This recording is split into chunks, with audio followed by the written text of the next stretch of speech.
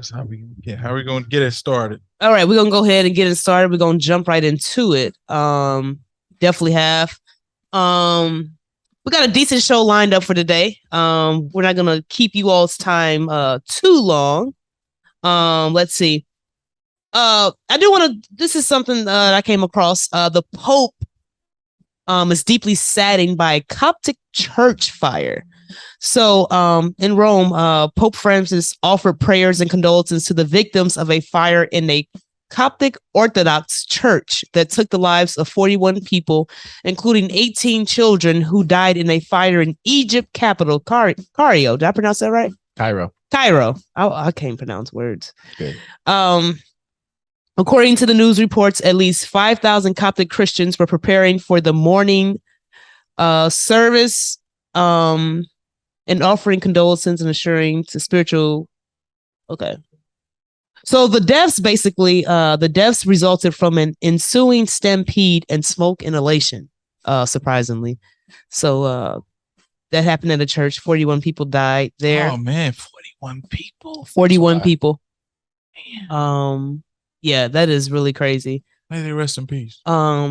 Extremists, since we're on the church, extremists chop off Christian convert's hand in Uganda weeks after he left Islam. So we got a guy who was a part of Islam. He decided to leave Islam. He converted himself to Christianity, and they cut off his hand. Terrible, That's man. Crazy, man. We don't do nothing like that because we follow the true God, so we don't have to cut anyone's hands off if they decide to change faiths. If they want to start following Muhammad and get into the Quran and start getting into the Buddha worship, whatever those different religions are, we're not gonna cut your hand off because we know our God to be true. They have to do those type of things because they're worshiping or they're following a false God. Or you wouldn't have to do it because if you follow the true God, you're not worried about it. Talking about a test of faith. Cut that guy hands off. Yeah, and he was a young, he was about like 30 something. I believe 30 something, wife, kids. You know what I mean? Yeah. How is he now? If you love the Lord as much as you do, I'm gonna cut your hand off and see how much you love him. See how much you love him, man. See how much you love him when you have to really live the rest of your life with one hand. How have will to work you? with one hand. Like you said, I'm married out here with one hand. How will you provide for your family with one hand? They cut both of them off, or just one? One. Okay. How you gonna put? But like I said, it's just. I guess you're gonna be out there like this and lifting stuff up. I mean, I've seen it. You'd be shocked. It's a new day and age in 2022. You can see some videos with people with one arm doing some amazing things. So I'm not saying it can't be done, but crazy. That's what I'm saying. It can't be done. I ain't saying it can't be done, but it's messed up. Amen, brother. He made the great decision. He made a good decision. Yeah, man. Cut it off. That's some true faith right there. He had to see something. That's true faith. Yeah. Cut it off. Seen something to that's make true you faith. just change like that. Not even just change. After they you might change, kill you just say, "Do it. Come on with it. Get it." I'm trying to tell you, just cut her off. Yeah, that's rough right there. Like I'm with you. He had to see something. Yeah. He know and he seen something that said, you know what? Hey, this ain't it. I got to go down in water in Jesus Christ. So I know we've heard about the 105 mile long city in Saudi Arabia. In Saudi's desert, right? Yeah. Now, for those who haven't heard, I'll do a brief touch up because now they're also having an additional project as well. So for this project, it's a tall, narrow stripe of a city more than 105 miles long, teeming with 9 million residents and running entirely on renewable energy. That's the vision of Saudi Arabia's leaders that they have for the line, or part of a giga project. And somebody said this is what they did in the movie called Ready Player One or something. But the newly revealed design concepts show a futuristic walled city with walls. Its open interior is enclosed on both sides by a mirrored facade stretching from the Red Sea eastward across the desert into a mountain range. So the details, it will be only 200 meters wide. So that's roughly 220 yards. It will rise 500 meters above sea level, higher than the Empire State Building. Residents will be able to run errands with a 5-minute walk. There will be no cars or roads. High-speed rail will carry people from end to end in 20 minutes. It will cost hundreds of billions of dollars to build. So this is what they're saying that that they're getting the works in Saudi Arabia.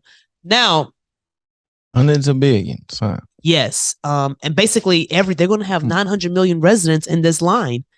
And what would they do in a thunderstorm?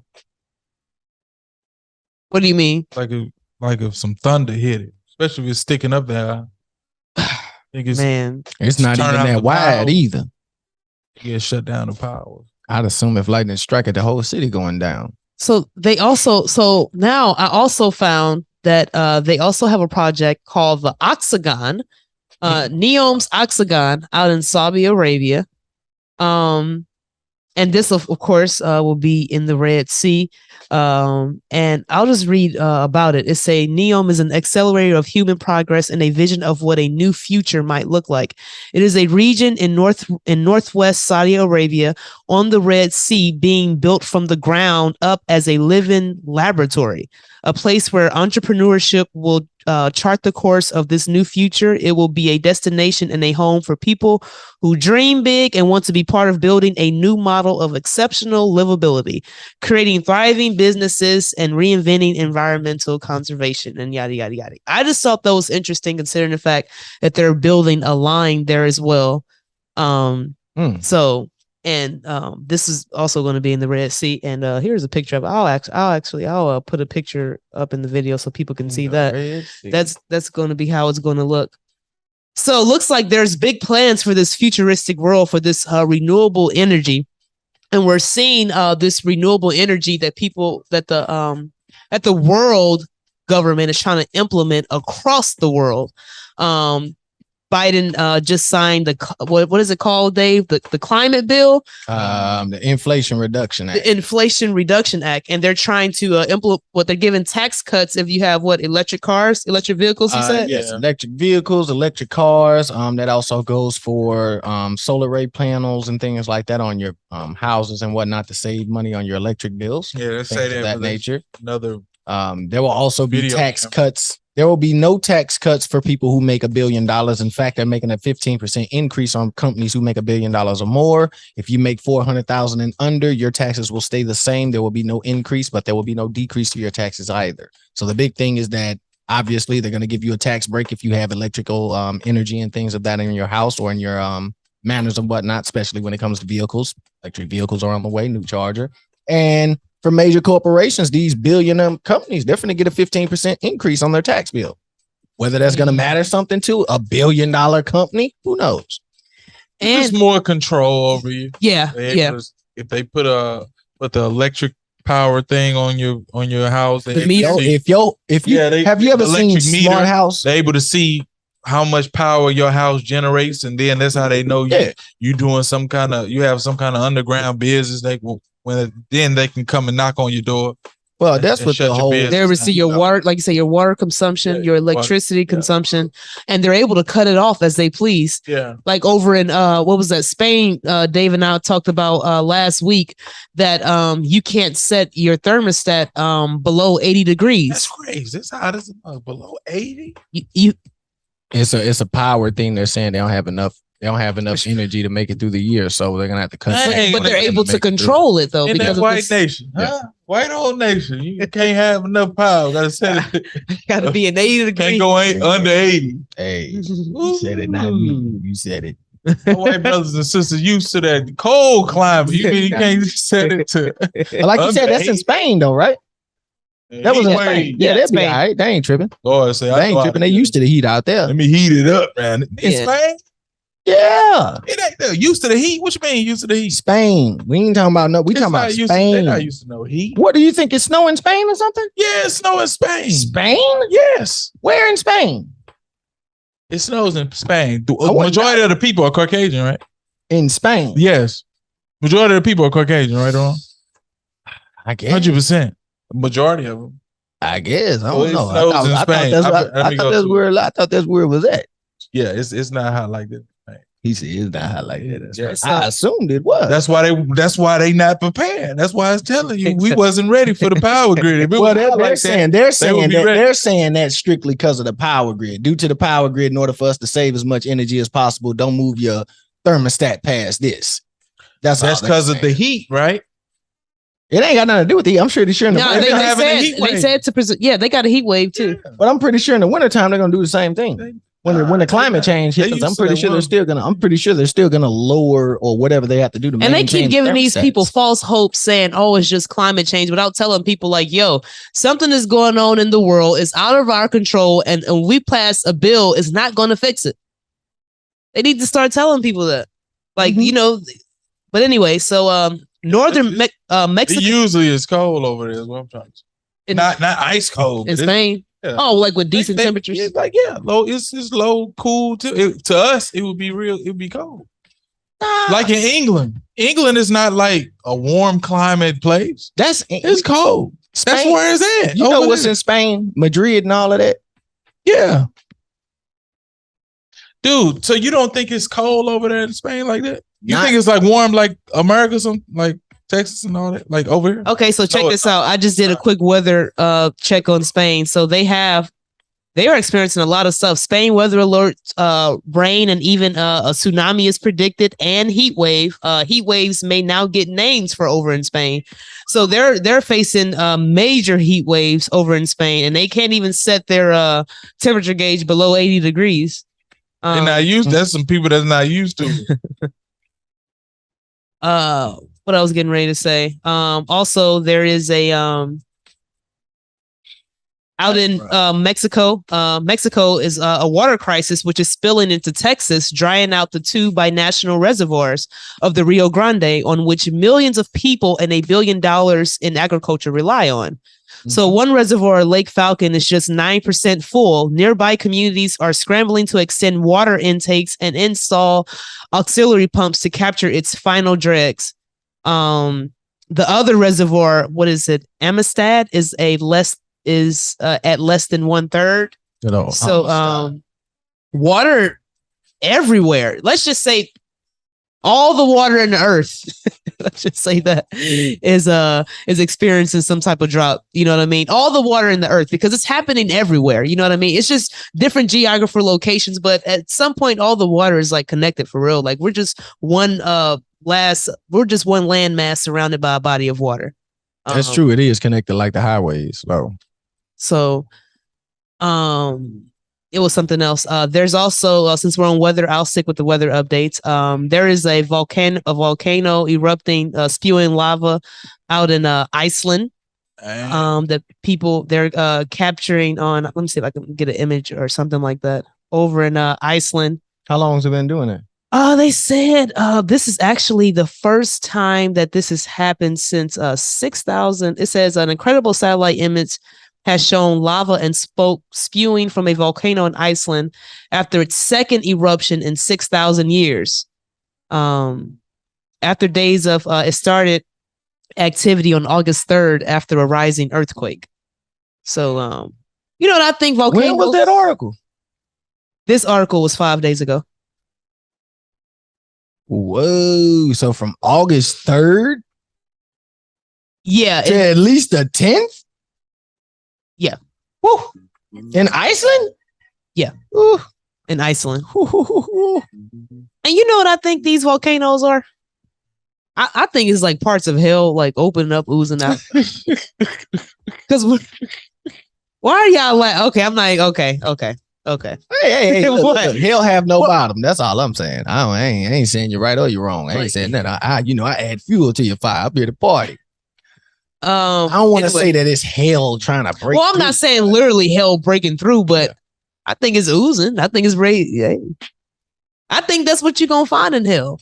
I don't think it's gonna be fire. You talking about hot lava? Yeah, I think it's gonna be lava. I can imagine. Every time they seem to dig to the middle of the earth, that's what they get. That's what they run into. Hot lava. Yeah.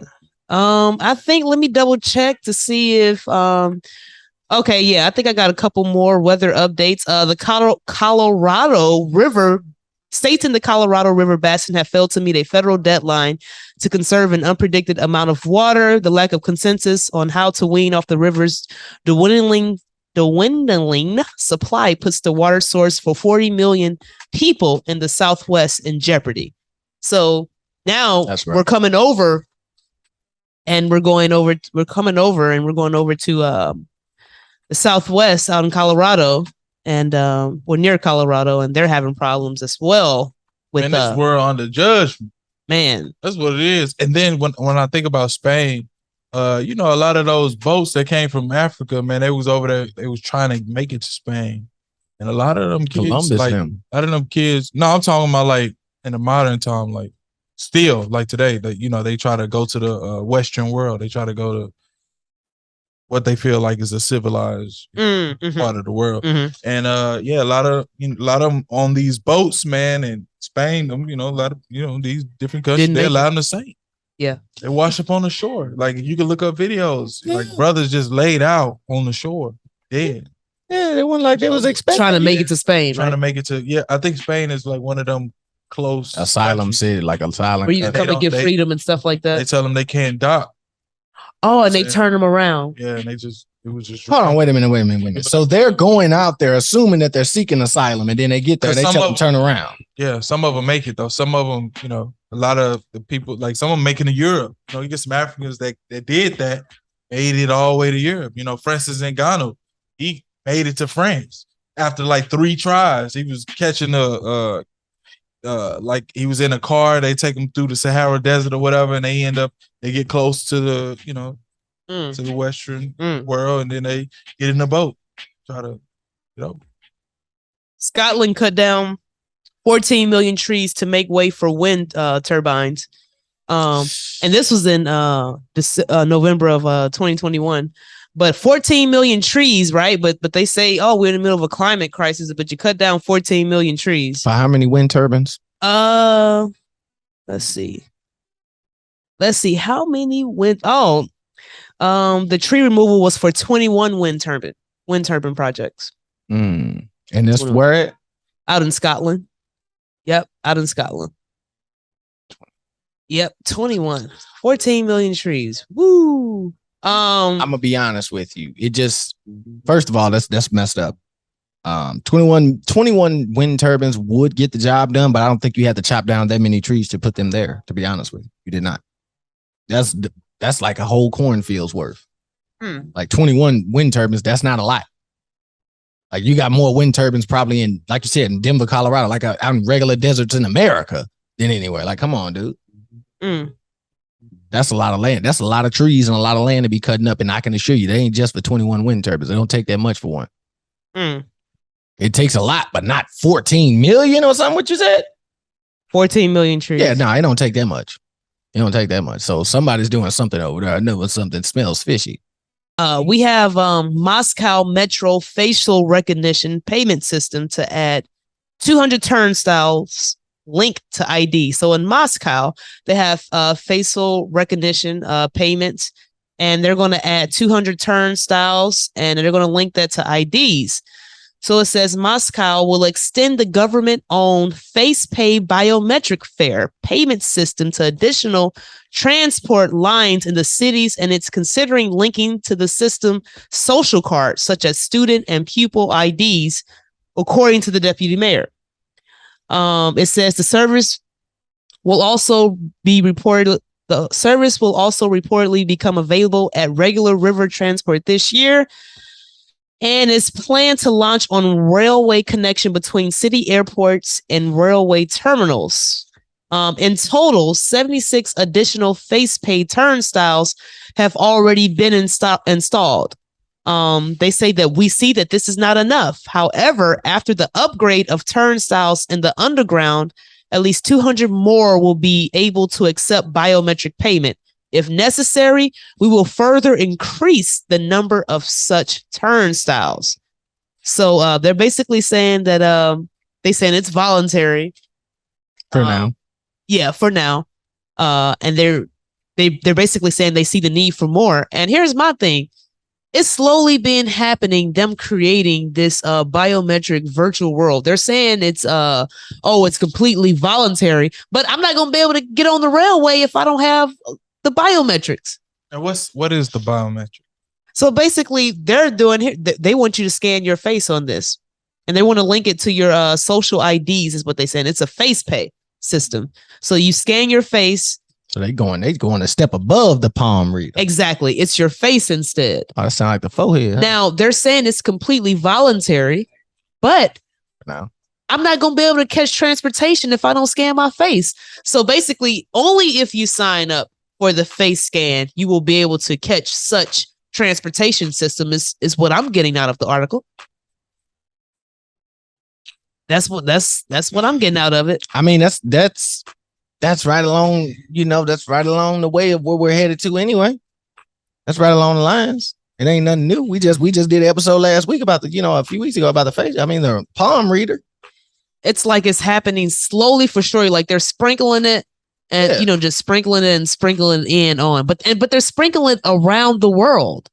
It's not just like, one sector of the world has it. No, everybody is starting to implement these things. Everybody is getting the Green Deal. Everybody is getting biometrics. Everybody is getting these things. Getting electric cars, and everybody's moving to the electric way. Yes, and stuff like the that. world is getting ready to be on one accord.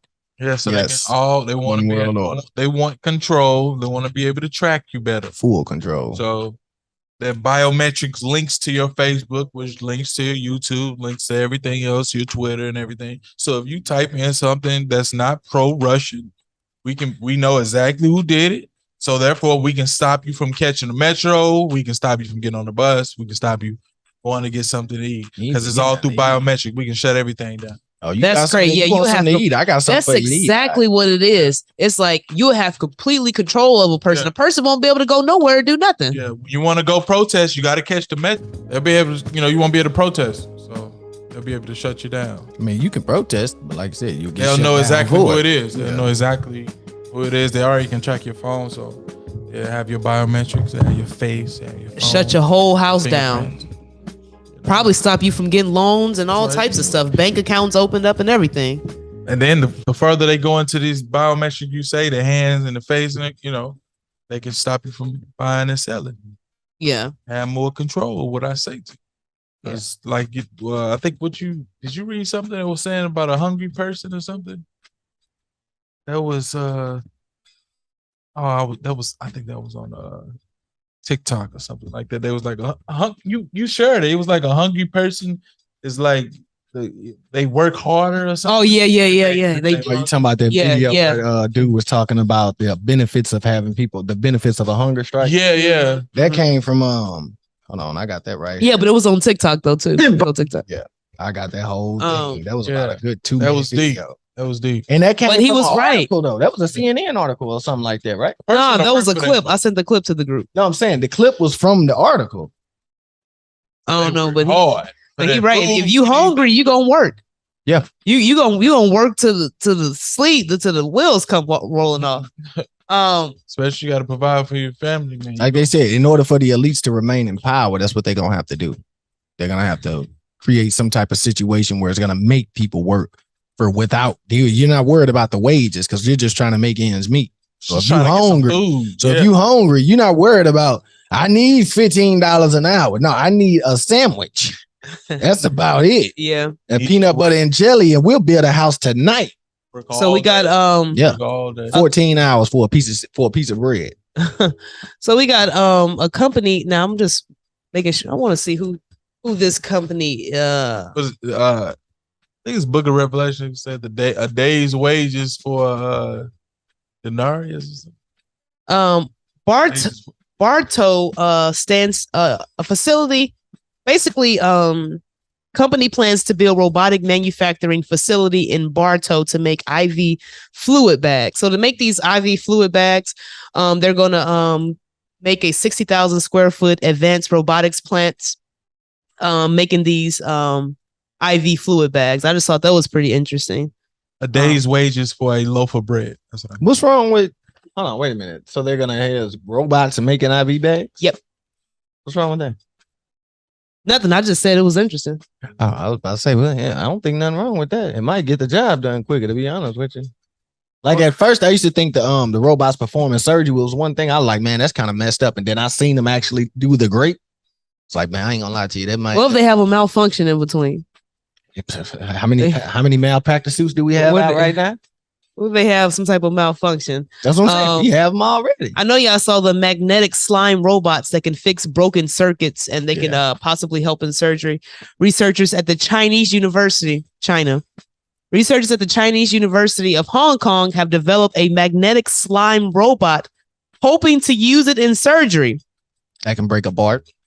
Although the slime was invented in April, a video of it encircling smaller objects and squeezing it through narrow spaces has now gone viral. So these literally look like little slugs of slime, but they're actually robots. And they're saying that they eventually want these slime robots to be able to go in your body and help with surgery. It reminds me of nanotechnology. Is what it looked like. It looks like something where if I get a gunshot, those little slime things, I'll go ahead and patch that gunshot up real quick. And that sounds like something that'll allow me to live a long time. Say what? I said it sounds like if I get a gunshot and I got that slime in me, they'll heal that gunshot wound quick to the point where I might not even notice it. That's how quick they're gonna be on it. And my next question would be after that. I think it's more of a go retrieve the bullet. They patching up skin, ain't they? I don't think so. That I'm not for sure. You know, I'm not for sure. It was grabbing in the video. It was like grabbing objects and circling objects and stuff like that.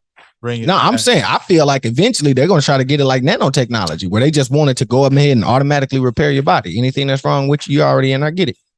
That's a future, but they got the little spray stuff where they can spray something on you that'll heal it up. Yeah, that and ain't that what the neurotech? Ain't that what the Neuralink? Ain't that what the Neuralink was supposed to do eventually? Elon Musk wanted it to get to the point where the microchip would automatically heal the body if something was wrong. I think he was saying if you're disabled, it'll heal like you can say bones, disabled, but like I'm just spinal cord. Yeah. It'll rewire, allow it to. No, I'm with you on that. I'm just saying that's what they're saying now. In a wheelchair. 10 years after it starts working, it'll be doing the whole body, no doubt about it. They'll be having people out living forever. Flesh wounds though.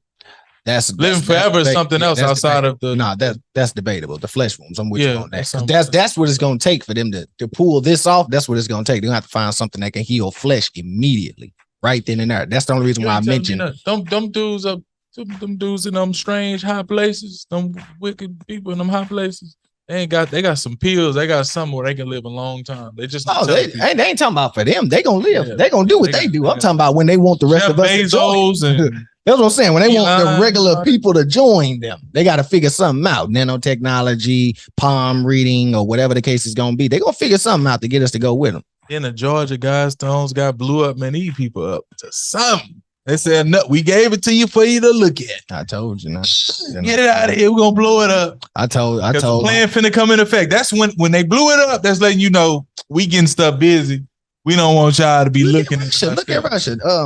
Vladimir Putin, he shut down that Zaporia, whatever it is. That's like one of their biggest nuclear plants over there. So what he doing is he going to all the Russian speaking countries. All the Russian speaking places that's left in the Ukraine, and he's getting them to come back to Russia.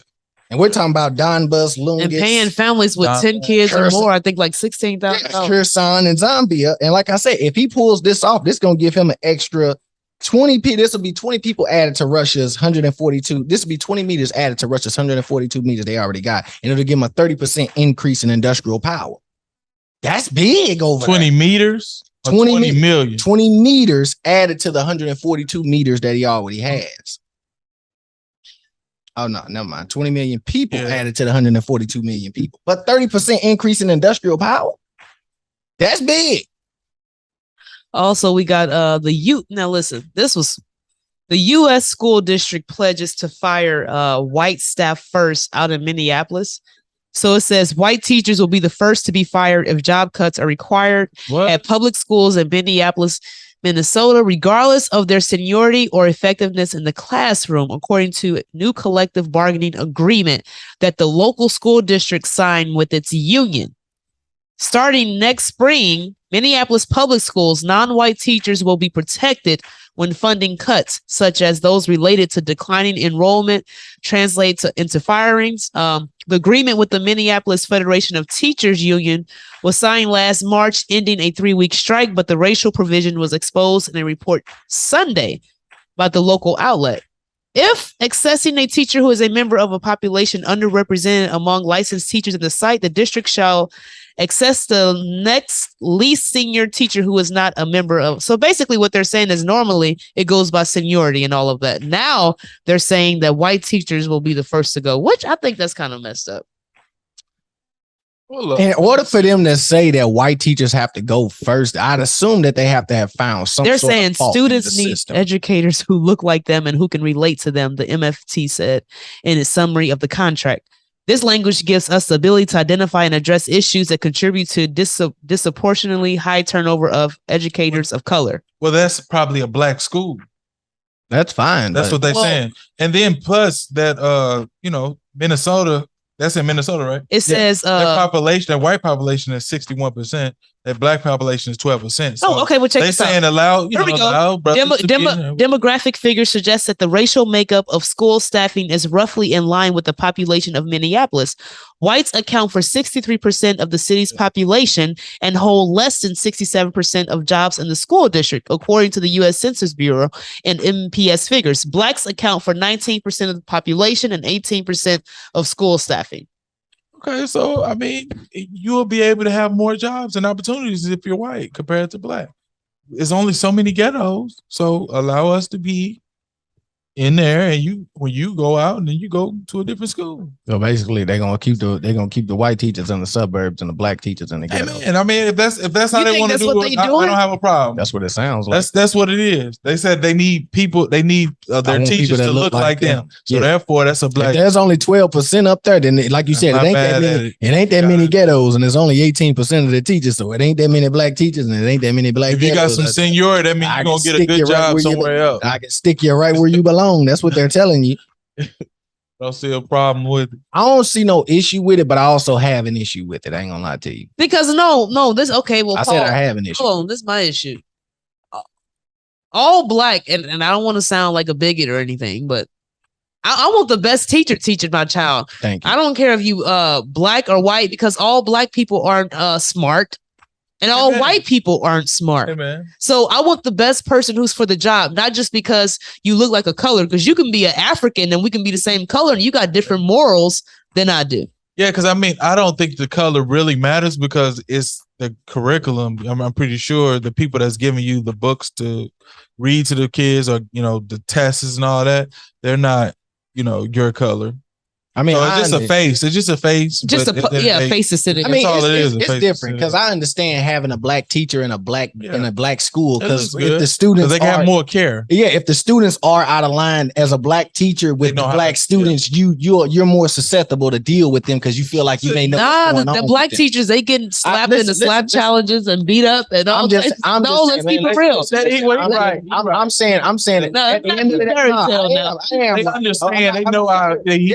As a black teacher, you understand what those black kids are going through when they come in and they have an attitude, or if they say they got something going on at home. A black teacher understands a black child. A white teacher don't understand. Shut up, boy. Come sit down. Yeah, you all right? Everybody got problems. You ain't the only one with problems. Sit down. No, I'm not depending. They don't have to kick you out that quick. And I'm with you though, Myra. You're absolutely right, and that's why there's a teacher shortage right now. You'll hear teachers say it a lot. These kids are too out of control. It's not even worth it. Y'all not paying me nothing. The kids ain't listening. I can't teach what I need to or want to teach. I can't do what I want or need to. And I'm going and doing this. Yeah. I got to fight for school supplies. I got to fight to go on field trips. Y'all want me to teach them things I don't even believe in. Probably knick-knack paddywhack anyway, especially in the black community. It's usually knick-knack paddywhack 1, 2, 3. That's exactly what it is. Red fish, blue fish. They doing us dirty. You know what I'm saying? That's why when you said what you said, Myra, I absolutely agree. I want the best teacher hired. Just because we teaching red fish, blue fish, I don't want no teacher coming here with that mindset. I want you all to take on this. The NBA Social Justice Coalition announced Tuesday that no games will be played on Election Day, November 8th, to encourage people to vote. The league The league will officially announce its schedule on Wednesday, but it did reveal decisions not to host games on election day a day earlier. Added. No, Can I finish? Okay.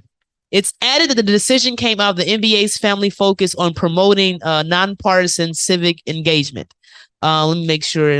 But basically, long story short, that's what this is. Who is it again? The NBA Players Coalition? To go vote. The NBA Social Justice Coalition announced Tuesday that no games will be played on election day. Everybody vote. Man, listen, hold on real quick. Hold on, wait a minute. Before we continue, I need to find out who's in charge of this coalition because it better not be who I think. Well, just tell me what's your opinion? I don't think it's worth nothing. I think it's stupid. I'm gonna be honest with you. What's the point? When has vote never got us something? And when it was time for us to vote, do we vote? We're voting. They talking about no voting on the 11th. What's that? A presidential election, right? No, this is midterms. Okay. When have they started vote? When has it done something for us? I don't even know what midterms. Those are local elections, aren't they? Or those are Senate elections? Yeah, local and like Senate and House and stuff like that. Those are the ones we need to be voting in. Truthfully, those are the only ones that actually matter. Those are more important than a presidential vote, to be honest. They ain't gonna pass nothing. But they ain't gonna do nothing. I was just gonna say they ain't never done nothing for us. Now, if you want the NBA social justice to do something for us, how about y'all put a fund together and start building up the communities? How about that? Y'all make 100 I think Otto Porter Jr. 20 million coming off the bench, and he don't even get PT. So y'all get money up in there, all the way down to the money together. Put your money together and let's do something about it. This is interesting to me because wait a second. They don't want no distractions on election day. They like, normally they want the basketball and football, everything going. But now they say, wait a second. Around that time, let's see what's going to be going on in that month. Let's stop what's going to be going on in that month of February. They may have the people's distraction. We're going to cut that out in November. That way, the main focus of that day can be voting. They want to make sure they getting people out to vote for some reason. Never have I heard this or saw this happen. Things is going to go on, but for some reason, for the NBA to say there's going to be no games on the election day. Oh, it's getting real out here. And I'm gonna be honest with you. It's getting real. I'm reading this list of the people who's actually on the coalition. I'm scared. I ain't gonna lie to you. Like Carmelo Anthony, Avery Bradley, Sterling Brown, Donovan Mitchell, and Karl Anthony Towns. I'm scared. If they're in charge of the Social Justice Coalition, I'm scared. Along with the Clippers owner of the Thunder, owner of the Heat, owner of the Sacramento Kings. The only thing I'll give them credit on are the two coaches they have on staff, Dwayne Casey and Doc Rivers. That I'll give them credit for. I know they'll fight for it, but I don't know, man. I don't know about that. I'm with you, Mark. I think something's up with them trying to get us out there to vote. But why are they trying to get us out there to vote? You ain't never had us out there to vote before. Right. As I said, it's getting real out here. Huh? We're entering a new age in the world. They like, wait a second. Something going on with that. Couple more.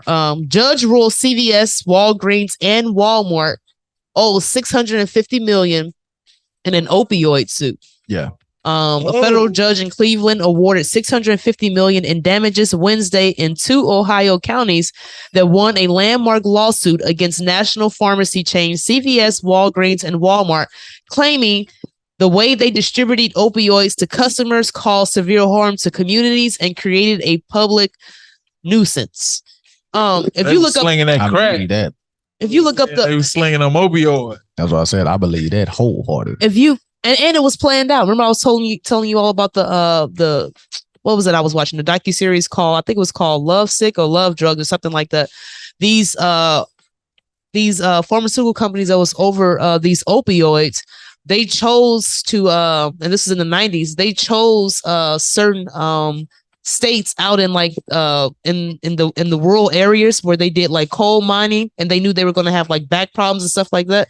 They chose those states to give them pain meds and do like a test run on them. And people start getting addicted and wanting it and it start ruining the town. More suicides, more deaths in kids. This is in the 90s over these opioids. And they knew this already. You know what I mean? They specifically planned out this stuff. I'm like, okay, this is where they do coal mining and all that, and they work up in the hills and stuff.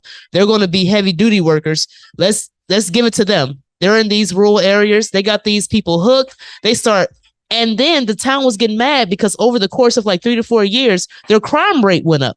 Wow. When these pills came in, when these pharmaceutical prescription pills came in, their crime went up, their suicidal rate went up, teen deaths went up, and it was horrible. It's kind of something what you kind of see in the hood when we get everything thrown at us, everything goes up. Right. I remember I broke my collarbone in football, and the doctor prescribed me some Vicodin.